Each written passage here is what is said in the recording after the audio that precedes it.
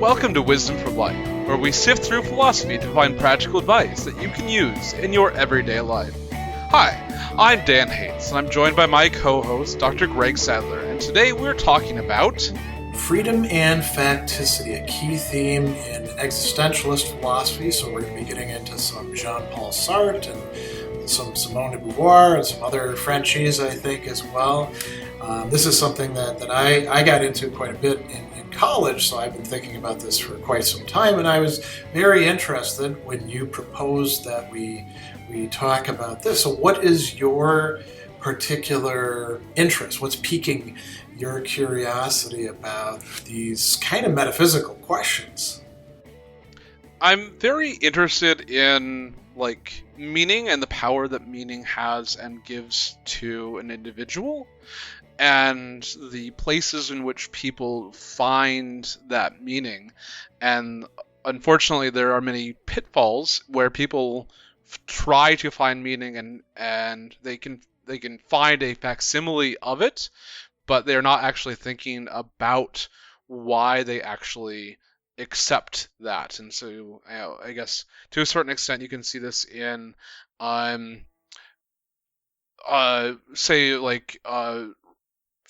far right-wing groups like skinheads or whatnot, or also fundamentalists of any religious stripe, that they have an idea of, they know exactly what is true, true absolutely, but that can also lead to some really incredibly negative, violent ends.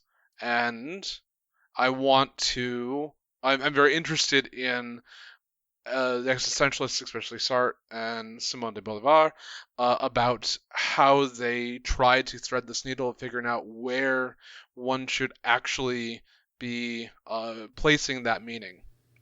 Well, that makes a lot of sense. And actually, when you talk about it that way, in terms of meaning, I guess one of the good launching points for this is, I would say that when it comes to groups like that, or really anybody who buys into something that is providing them with certainty, it's not just that they think that now they've got the map to the universe and they can tell who the good people are and the bad people are and what history's all about and how they're on the right side of it or anything along those lines. It's also self-definition. It's also figuring out who they are and what their story is and how they fit into all of this. And Sartre and de Beauvoir, I would actually say that maybe they go a little bit too far in the loosey-goosiness of how much is up to us, But I think that they are very useful in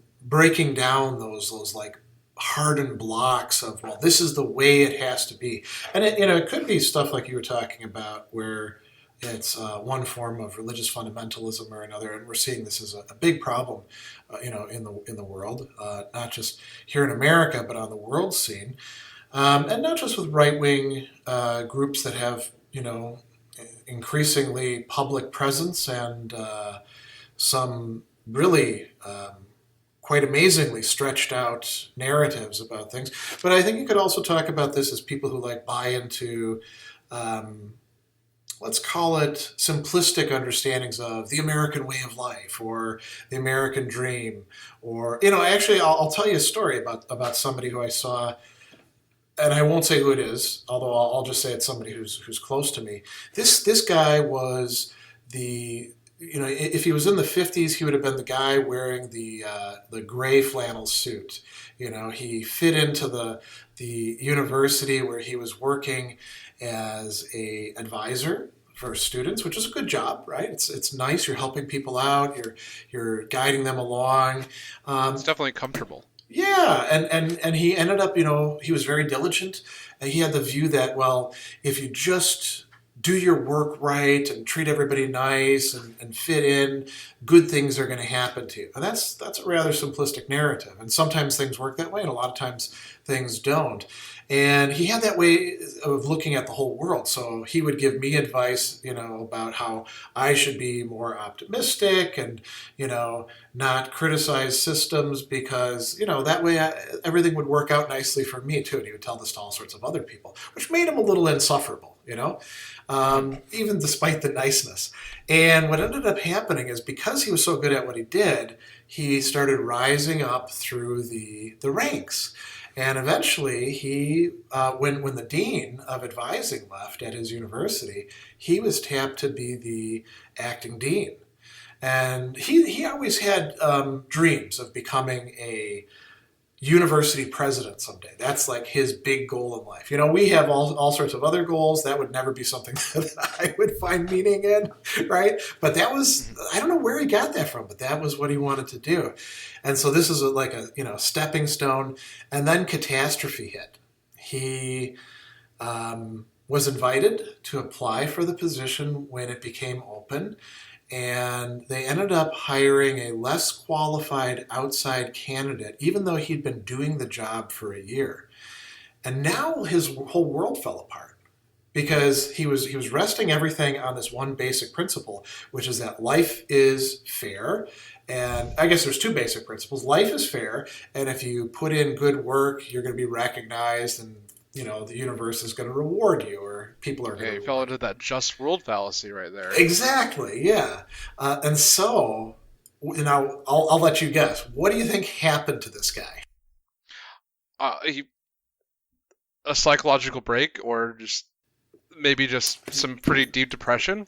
Well, he didn't get depressed, but there was a psychological break. Not like a psychotic break or anything like that. What do you think he did? Did he become a nihilist? Kinda. More of a hedonist, more of a, the system is rigged, everything is wrong, so I'm going to enjoy myself as much as possible. He really went off the deep end. He swung from one extreme of being the buttoned up, essentially corporate type, right? And when I say corporate type, I'm not knocking people in corporations. There's lots of cool people in corporations, but there is a corporate type, right? That we know. So he swings all the way to the other end and becomes a bad boy.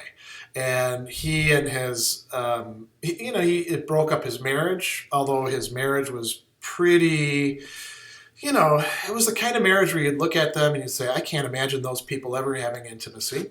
And so they had they liked each other very much. And then he found, bad boys. Are you saying that his marriage, they're living in bad faith? To have a yes, I think so. Insofar as a marriage generally is understood as involving what we, in the old days they called conjugal love, right? Attraction, sexual desire, and enjoyment, and that sort of thing. I mean, otherwise, just be roommates or friends or something like that, which they remained, by the way, friends after the divorce. But he swung the other way. Now he's partying, and he goes to a different place, and he's not going to get, like the Who song, he's not going to get fooled again, right?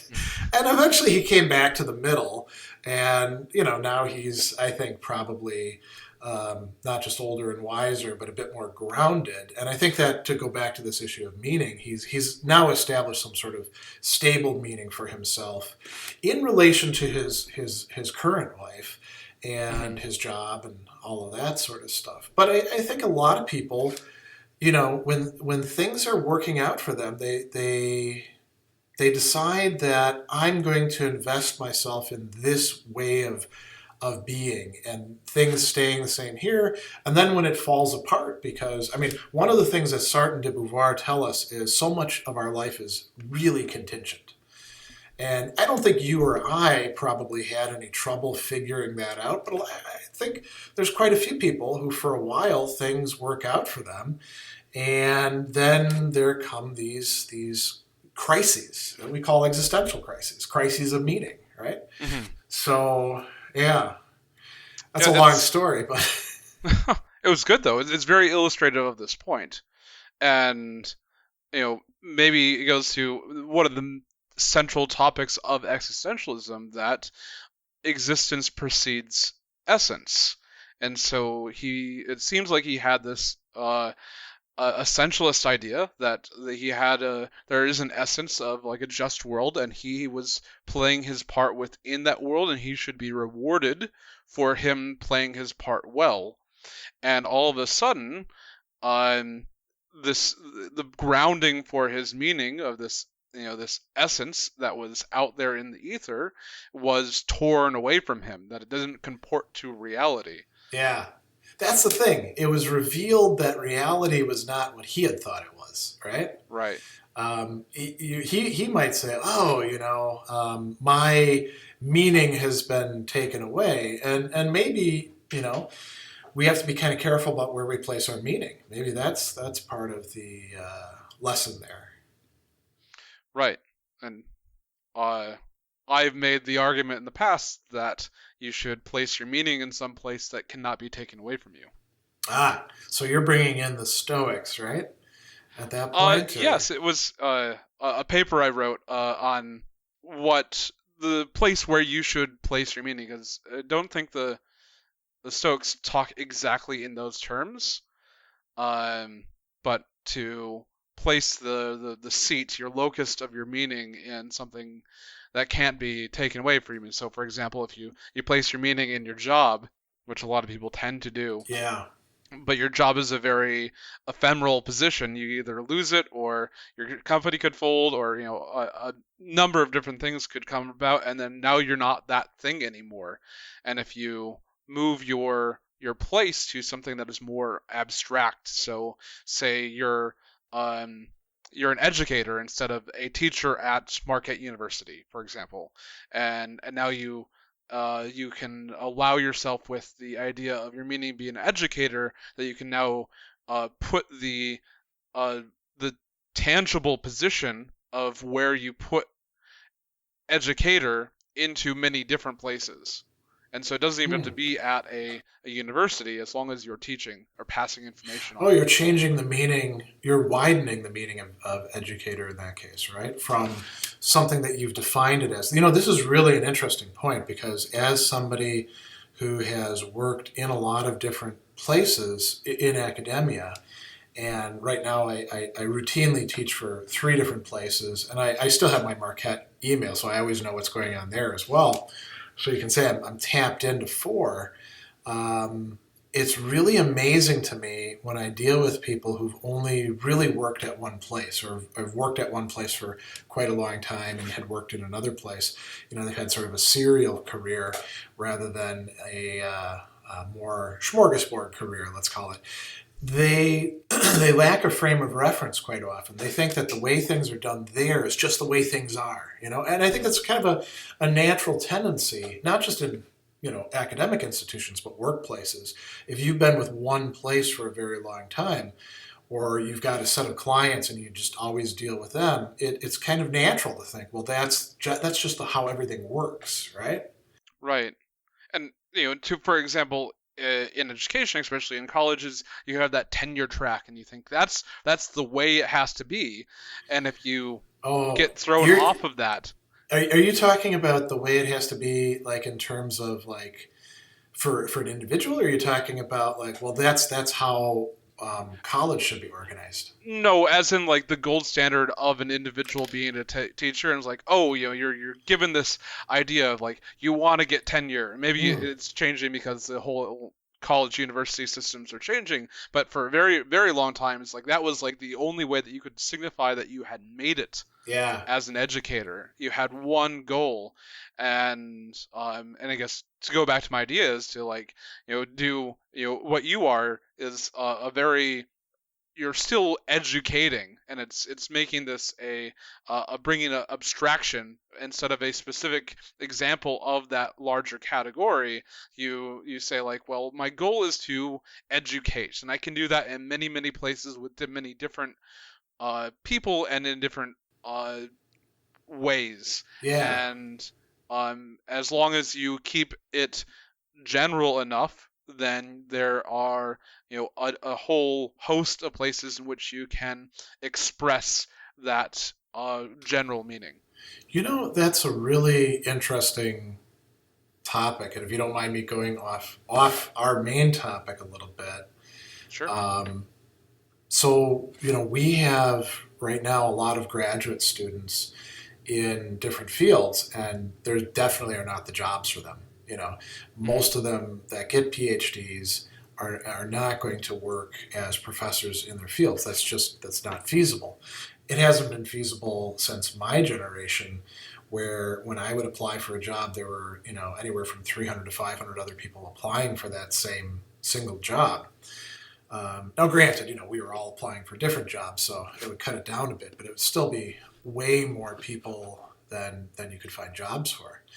So, it's prudent for younger, 20 something graduate students to think about alternative careers. And it turns out that if you get a degree in the humanities, and actually if you get a degree in other things, the social sciences, the natural sciences, well, you can actually do a lot of other things. You've shown that you can carry out research, you can synthesize information, you probably can make decent arguments. There's lots of things that one could do.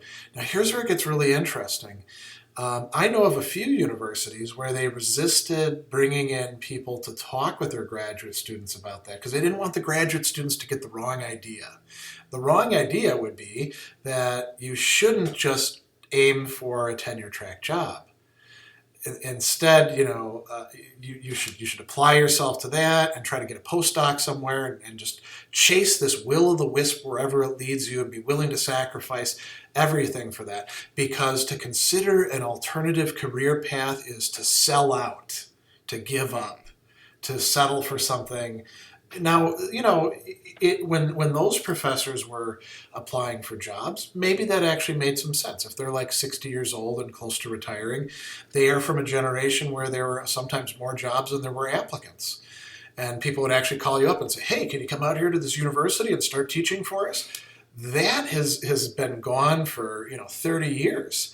And now here we come back to the thing about meaning, right? How do we define the meaning of our existence? You're onto something really important here.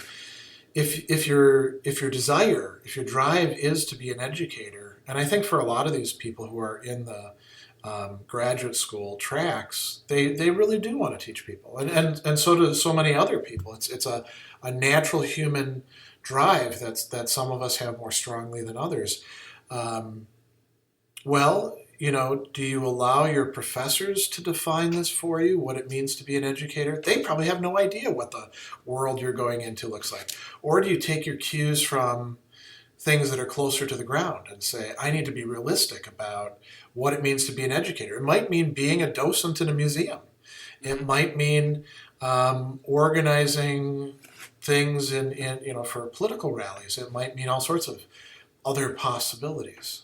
And like you look, especially like what you do with Sophia or any one that wants to do public philosophy. And I guess we're just I constrain the topic to the topic of teaching and utilizing philosophy. Okay.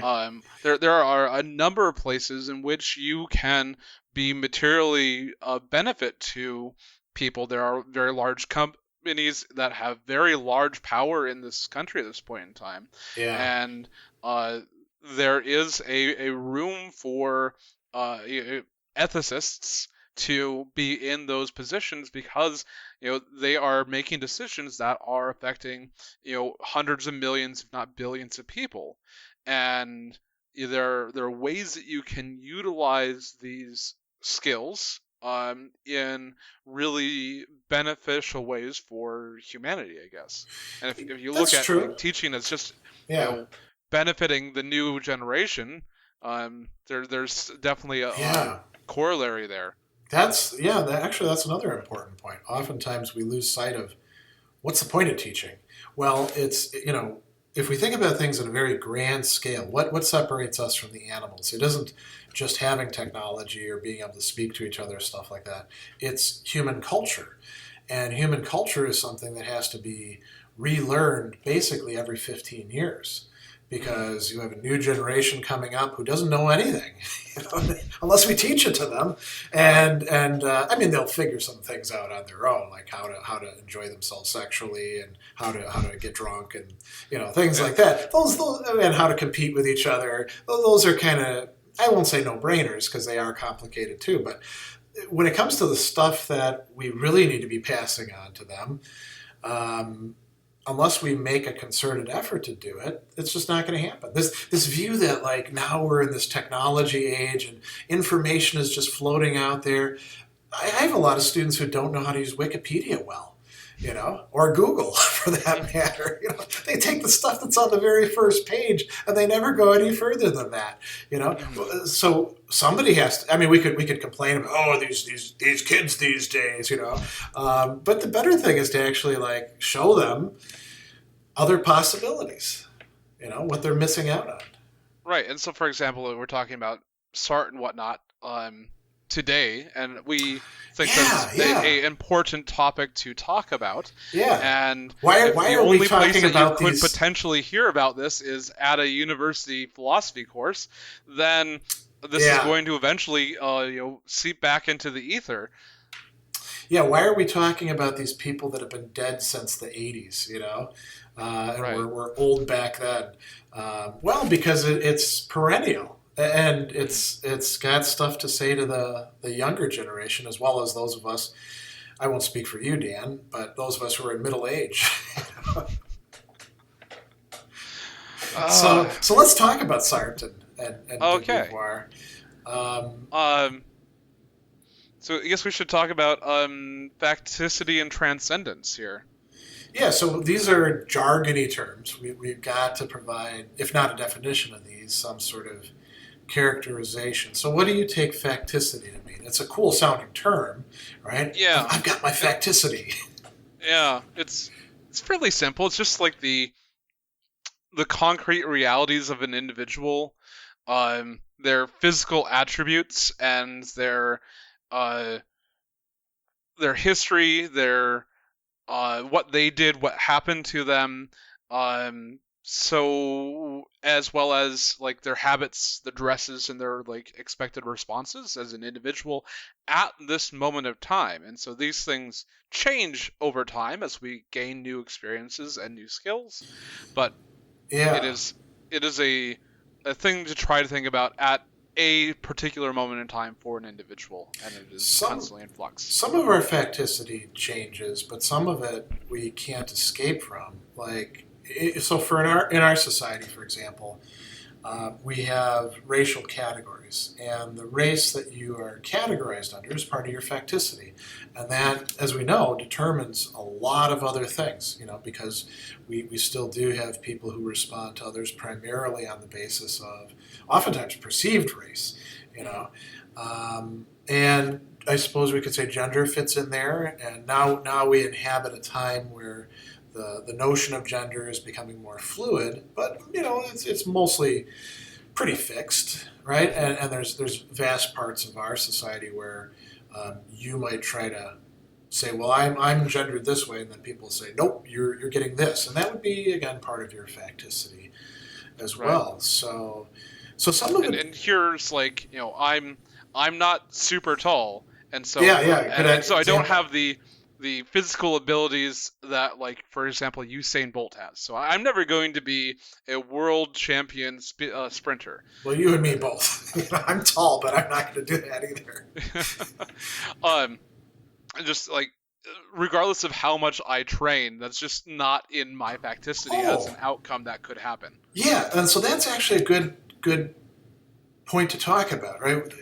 We can change some of the aspects of our facticity, but some of it we're just stuck with, and it's kind of contingent, and we didn't choose it, but that's the way it is, right? And so I think some people view themselves as essentially just all facticity. I'm just what people have made me, or I'm just what I chose to be at one point in time, and now I'm stuck with it, right? Right.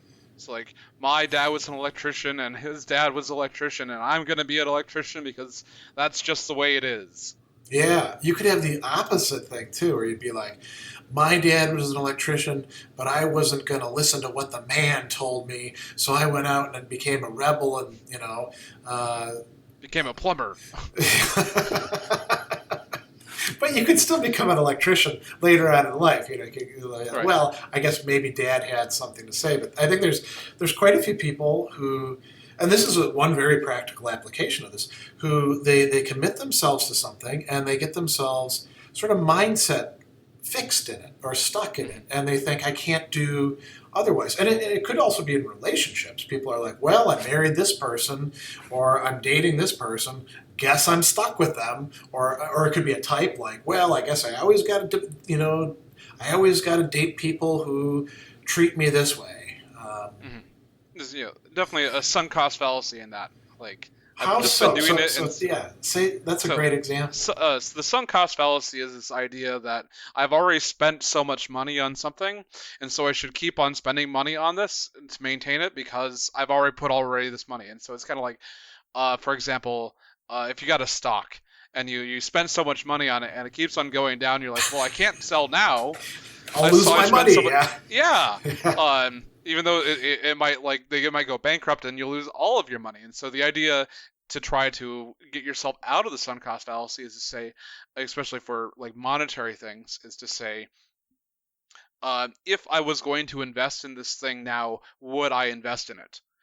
At this point, disregard my history of that what I have with it. And so this kind of comes into the idea of transcendence, and this is our freedom for the possibilities of things yet to come. And and now notice, like Sartre, when he talks about this, he talks about it in terms that seem very negative, right? Our transcendence for the possibilities. Those possibilities don't exist. They're just like imagined, or they're not like floating out there for us to grab them like low-hanging fruit or something. We have to act to make them to make them live possibilities and then to transform them from possibilities to actualities. And there's no guarantee in the world that we inhabit that our deciding to do that will actually make them into actualities. So if I don't know, let's say I decide, as I've tried to make myself do a couple times, when I was in undergraduate, I started learning Chinese, and I was tutoring Chinese students and hanging out with them, so I actually learned quite a bit. Learning Mandarin, and I didn't keep up with it, and then I always go through these surges where I'm like, this is going to be the year. I'm finally going to like buckle down and start on the path to learning Mandarin. One of the world's largest languages, right? And got a great literature to it. It wouldn't be a bad thing for me to do. Now, every time that I do that, I really have to blame it on myself. I haven't stuck with it. I get tied up in other projects. But let's say I actually do, let's say 2021 is the year, and I make an effort, and I like get all the language books and all the aids and stuff like that, and then it turns out that, I don't know, the internet crashes and it's gone. Maybe I don't learn Mandarin again. And it's not up to me. There's things that can interfere with those possibilities. But that would be the basis of your facticity, that you no longer have the resources to get at that. Yeah, and not just my facticity, but everyone else's too. Right. Yeah.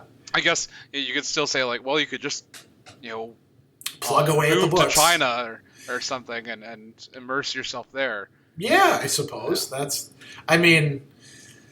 I have responsibilities, so I don't know that I could actually pull that off. But that's a good example. So yeah, we are beings who have, no matter how much our current situation is restricted, we do have some degree of freedom to choose things for ourselves, to choose how we view things, to choose what kind of person we want to strive to be, and it may not be effective, but right. we have some freedom. So that's what Sartre calls transcendence.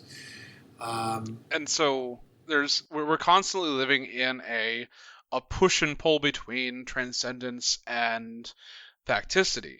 That our transcendence, our choices based upon our current state of affairs, creates a new facticity, which then in turn creates a new set of potential outcomes and choices, which are a new transcendence. Yeah. So I guess there's two things you can say about that. One is that we're always sort of like coming out of facticity, and then we can't like stay up and out of it. We have to go back into it.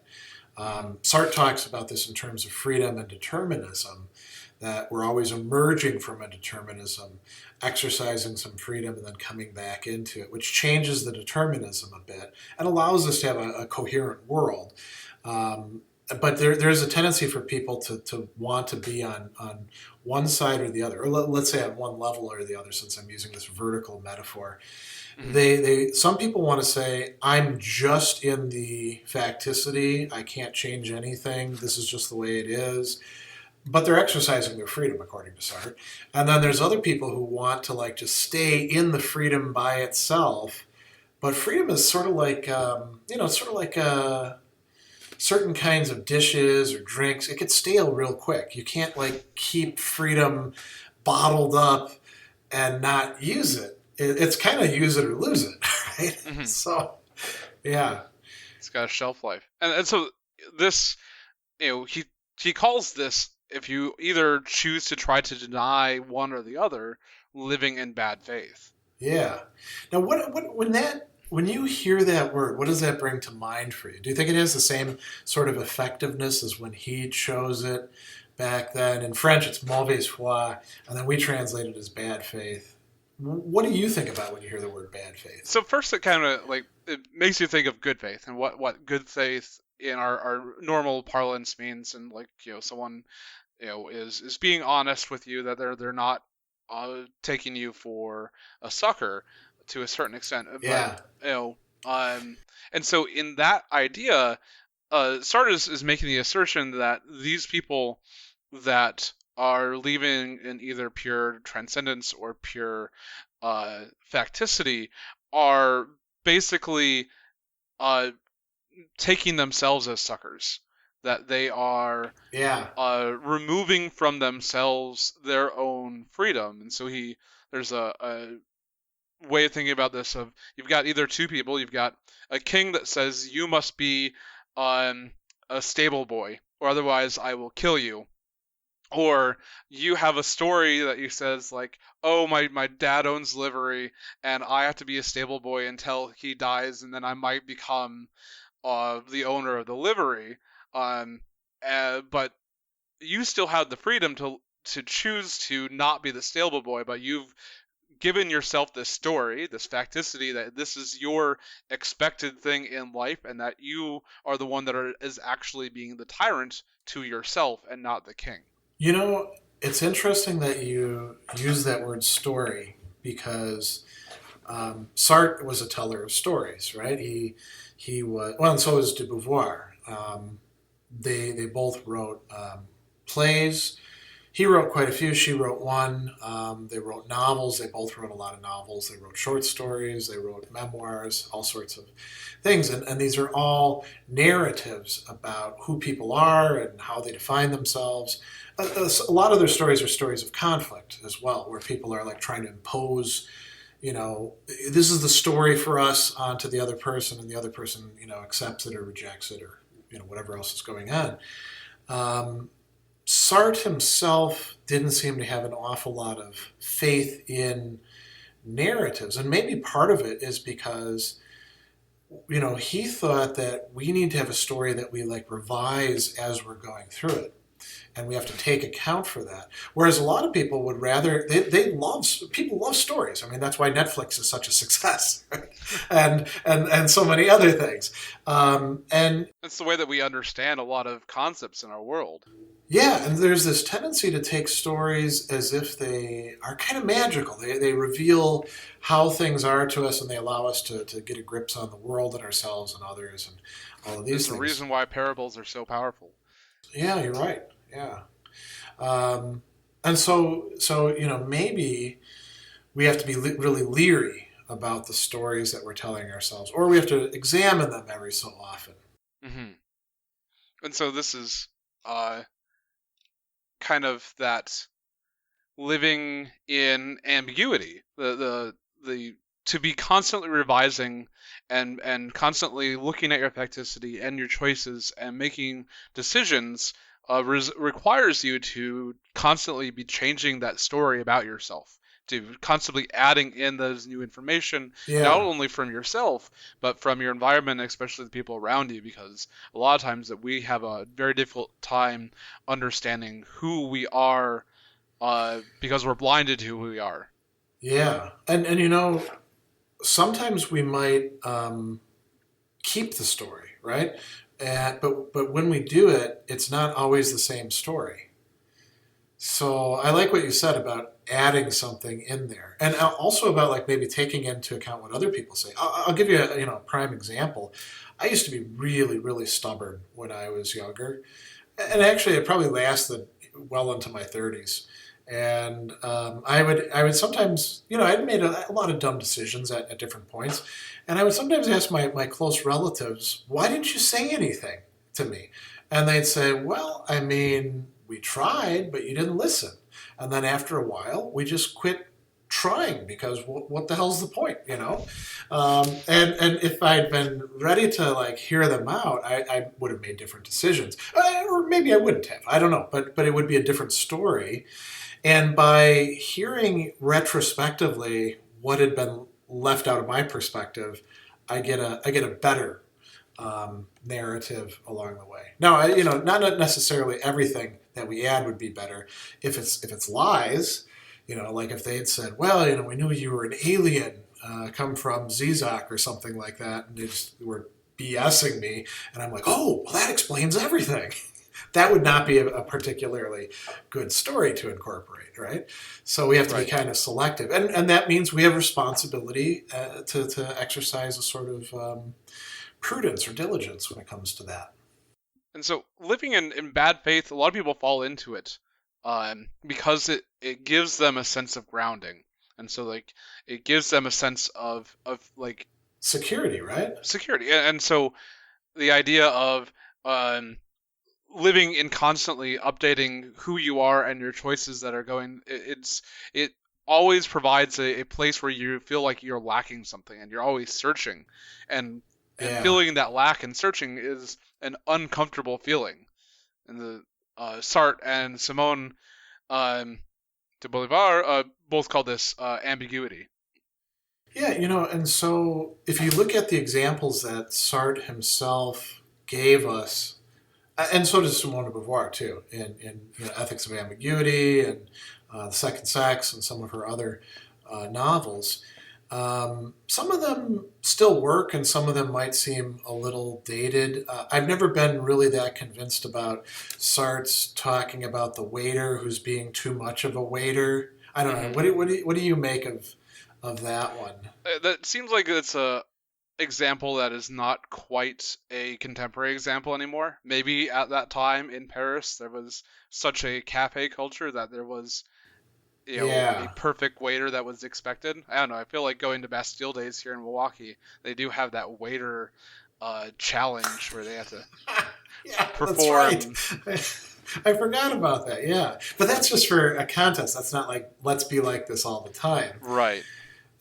But he does have this interesting example of the woman who's out on a date, and the man puts his hand on, I think, her hand or her arm, and she knows that what this is signifying is that things are moving along, and that, sooner or later she's either going to have to decide to reject his advances or to accept them, but she pretends like she doesn't notice his hand precisely because of that. Now, we could switch the genders, we could change this up in all sorts of different ways, but this notion of like hiding from oneself, that one is being sooner or later confronted with dealing with somebody else, I think that's totally relatable. Yeah, it's you're abdicating your choice by not making a choice and not realizing that not making a choice is a choice in and of itself. Yeah.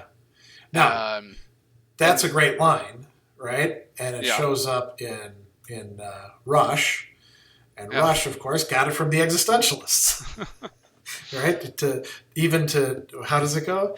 To choose not to decide is still to make a choice. And I guess another example I had was there are certain religious groups that have a moratorium on getting blood transfusions, and they also make sure that their children don't give blood transfusions. And this is would be living in bad faith because they're saying, I don't have a choice. My religion says I can't do this, and thus I won't do this. And the existentialists would say that your choice to accept that religion is a choice. Yeah. Yeah. When somebody says, these are just the beliefs I was raised with, this is where I come from, oftentimes they'll say things as well like, you can't understand my perspective because you haven't had the experiences that I do. The existentialists would reject that. They wouldn't say that there aren't some things to learn from somebody else who's had different experiences, of course, but to make it the sort of like a brick wall that says, I'm on this side, you're on that side, just doesn't work for the existentialists. Right. So let's talk a little bit about why they think people lapse into bad faith. If bad faith is kind of a deception of oneself and others, why do it? You mentioned grounding and security. We've talked a little bit about anxiety and ambiguity. The fact that we are free means that we're stuck choosing, and we can't pass the responsibility buck onto anybody else, right? We're accountable, even if we don't want to say that we are. And so for a lot of people, this produces what the existentialists call anxiety, which could manifest as what we psychologically call anxiety, but it's something broader, right? Yeah. Anxiety or anguish? Well, they're both translations of the same thing. Okay, so anguish in German would be that feeling that you get when you realize the enormity of the choices that you have, and you want to run away from it, to find some other reason why you can't do that instead of facing the actual choice yourself. Yeah. In German, it's Angst, right? And so people talk about angst or angst, and then that got translated as angoisse in French. So that's why some translations say anxiety and some say anguish. Interestingly, in ancient Greek, because this is not a new emotion, it's agonia, the word we get agony from, right? Yeah. And so there's like this whole constellation of things that are uncomfortable, and they're uncomfortable in a fundamental way, because it doesn't just have to do with like, being afraid of, I don't know, my water bottle tipping over or something like that. It's broader. It's like, well, am I going to tip this water bottle over and it's going to like hit my keyboard and screw it up, and then I'm going to be without a keyboard? Kind of minor stuff, but you get the idea. Kierkegaard has this famous thing about the guy who's on the edge of the cliff, and Sartre brings this up. Mm-hmm. I don't know. You tell me if this has ever happened to you, because it's happened to me. You get to the edge of the cliff, and you look down and you feel this sense of vertigo. And the sense of vertigo isn't just like, whoa, that's a long ways down, right? It's also, I could actually throw myself off of here. And then you think, well, why the hell would I do that? That's stupid. And then you think, yeah, but I still could. That's being aware of your possibilities. Not all possibilities are good possibilities. Mm-hmm. And I'll tell you, that happens to me even when I play Minecraft and I look down over a deep area. I have that physical reaction. Now, does that happen to you? Yes, and I've heard people refer to this as the call to the void. And I get it a lot when I drive mountain roads with very steep fall-offs. And it's like, it would only take me turning the steering wheel like 10 degrees. Yeah. And it would mean my almost certain death. And there's like, you're looking at all of your possibilities, and it's like, oh, it's so simple, and I could just not be here. Yeah. And there is a little bit of like pull. It's like, oh, that is one of my possibilities. At any point in time, I can make that decision. And you could say this about relationships too. You could have a relationship that, we don't have to idealize. Oh, it's a beautiful, wonderful relationship. Nothing ever goes wrong. No, it's a real life relationship. And let's say you're actually like in an argument. Before you say that stupid, mean, biting thing that you could say it or not say it, right? And now a lot of times we do say it, and then what do we do immediately afterwards? You made me say that, right? That would be bad faith. Right. This earlier you said you couldn't do something because you have responsibilities, and to a certain extent, I believe the existentialists say that's living in bad faith. That just because you have that's where I think we reach the limits of the existentialists, because they also do want to say you should be a decent person. And so I think with Sartre, it's really hard to reconcile these things. And you look at his characters who are heroes, like the guy in the book, The Age of Reason, the first of his Paths of Liberty series, who's basically Sartre himself. He evades responsibility, and it seems almost like Sartre is endorsing that. De Beauvoir doesn't. And that's one place where I think she differs considerably from Sartre. And some of the other existentialists resisted that as well and criticized Sartre for that. So, Camus broke with Sartre, and it wasn't just over communism. I think it was also over stuff like that. And Gabriel Marcel criticized Sartre for stuff like that as well. That's why the ethics of ambiguity is such a necessary extension to, I think, Sartre's thought. How do you actually create some ethics there? What do you make of that book? I really like it. Yeah, I do too.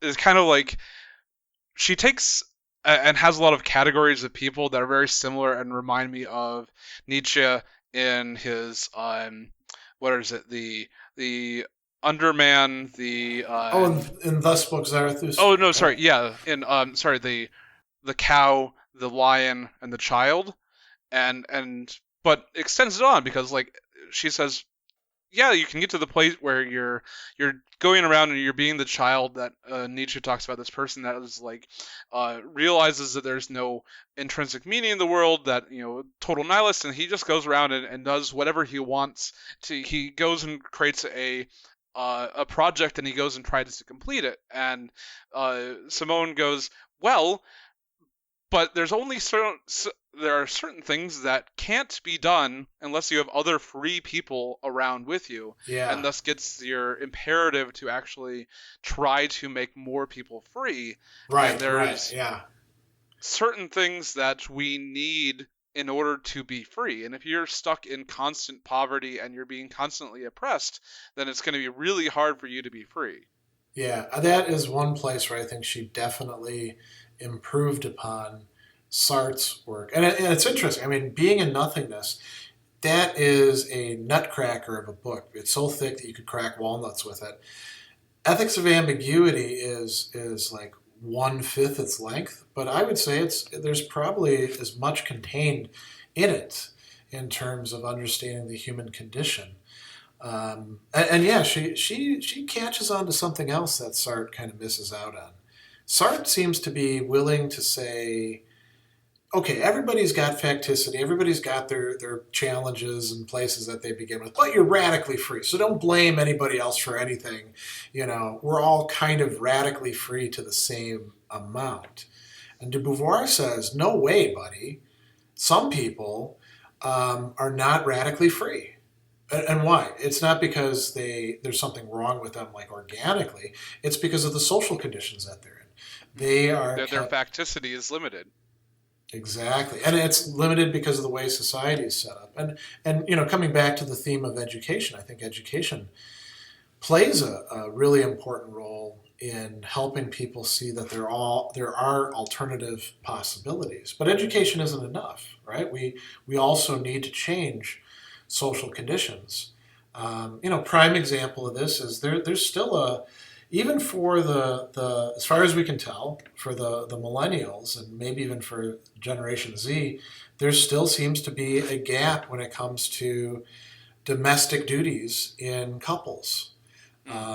Women do more of the stuff than men do, even when they're both fully employed. Yeah, and now that restricts facticity in very important ways.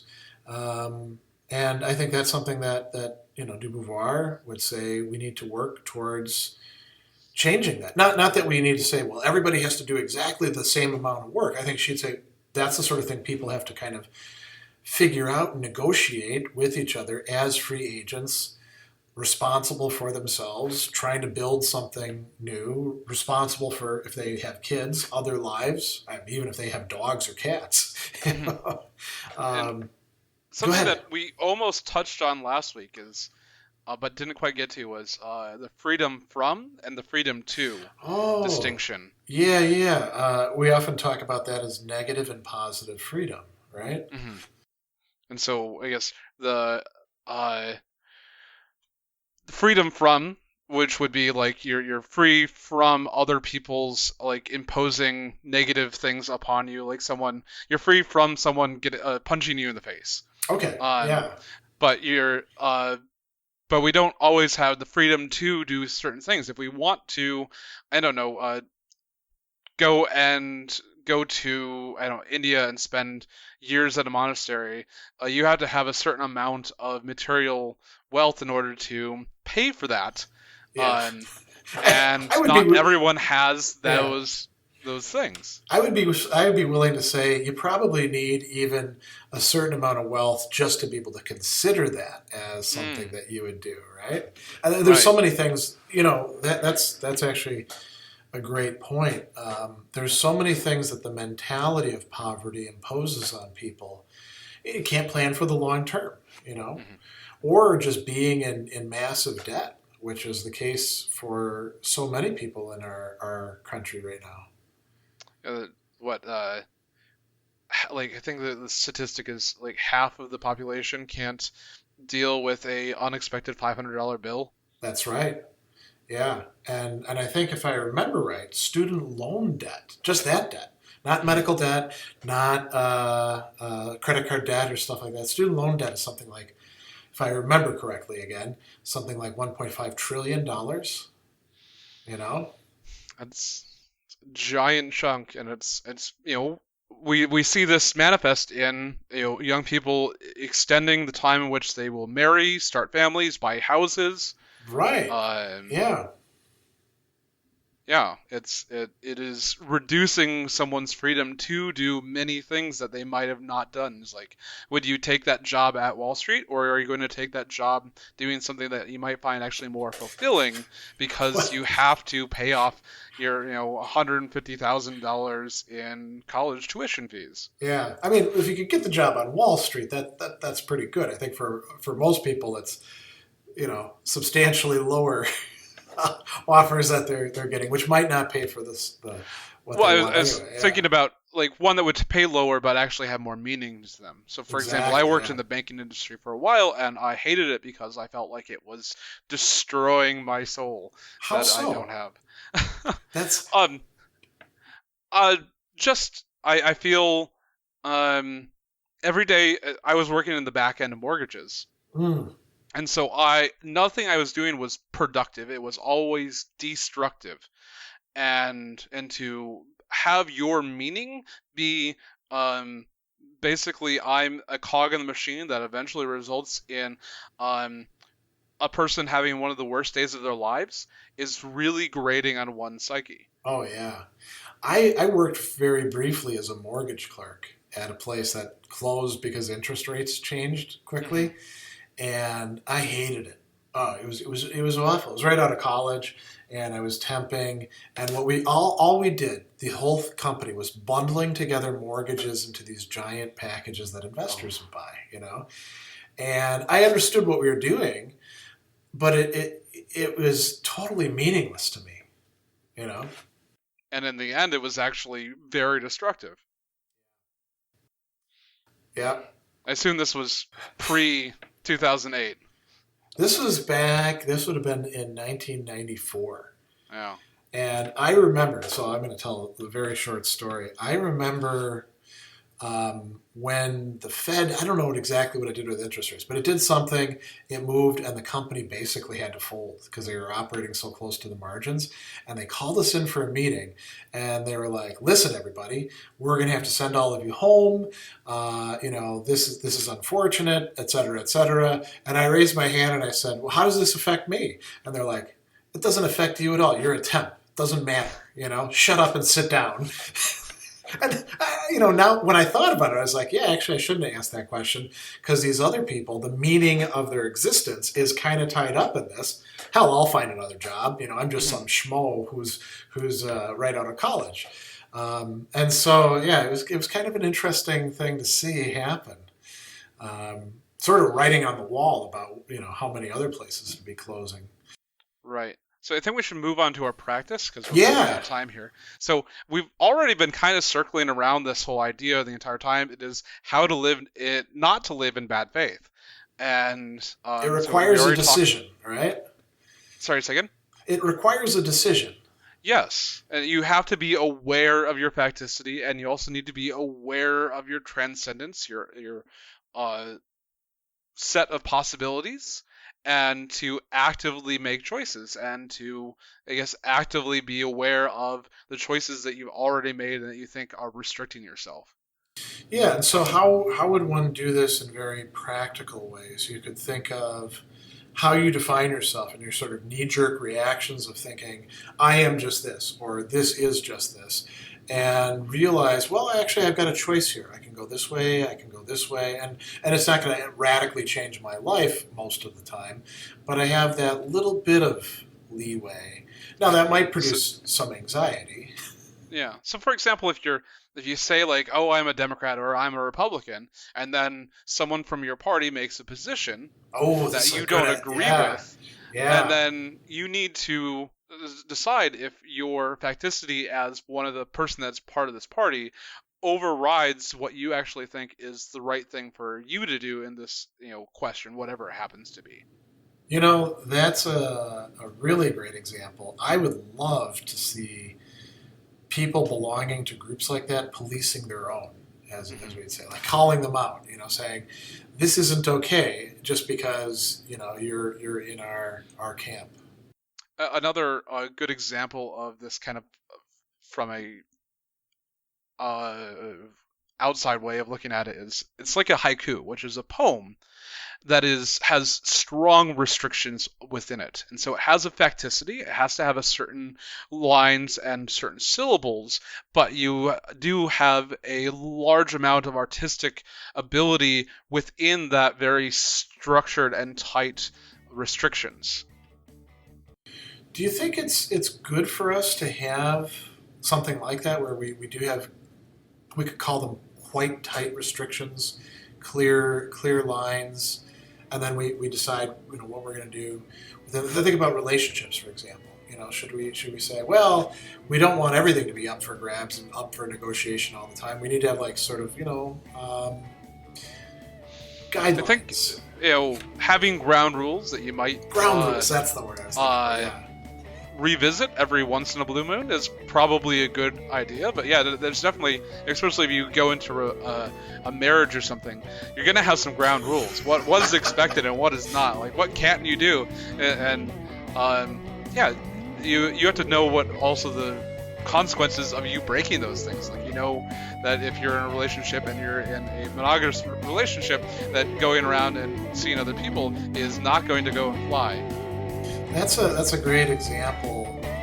I think a lot of marriages would be benefited by looking less at the vows, which happened once, and establishing ground rules. So that's where we'll close.